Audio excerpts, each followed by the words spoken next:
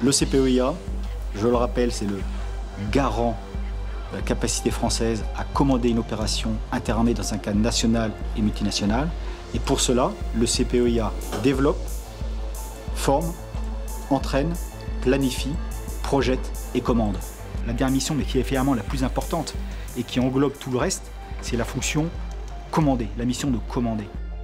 Moi-même, quand j'ai été désigné comme commandant force Serval, le noyau clé de mon état-major était constitué par des personnels du CPOIA qui s'étaient entraînés ensemble, qui se connaissaient et qui ont en fait servi d'ossature à d'autres renforts de personnel pour être capables de commander une campagne interarmée.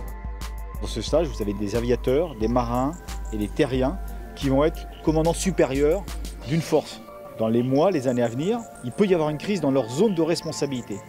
Et là, leur état-major va se transformer en état-major opérationnel. Et donc, ils doivent savoir comment ils conduisent l'opération pour maîtriser la crise dans leur zone de responsabilité.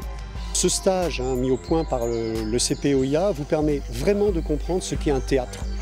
Quel est l'environnement d'un commandant de force, d'un contrôleur opérationnel? C'est les médias, c'est les politiques, c'est les diplomates, des GSE, renseignements militaires, etc. Et donc je fais intervenir au cours de ce stage beaucoup de grands témoins. En une semaine, vous allez rencontrer des tas de gens qui vont vous faire gagner énormément de temps pour vous apprendre à aborder ces gens-là, savoir ce que vous pouvez obtenir d'eux, ce que vous devez leur dire. Voilà. C'est ça que je suis venu chercher et que j'ai trouvé dans ce stage. J'ai eu la chance de constituer un état-major complet qui, pour les têtes de chaîne, reposait beaucoup sur des membres du CPOIA, donc des gens très au fait à la fois de l'opératif, de la conduite des opérations, de leur planification et également des derniers développements dans ce domaine. Le CPOIA, c'est un peu l'école du commandement en opération et l'école où l'endroit où va se faire la transformation du commandement.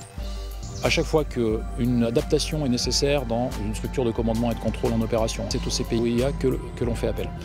Parce que, de même qu'on voit bien que l'art de la guerre évolue, la façon dont nos organisations réfléchissent, agissent, posent des problèmes doit évoluer.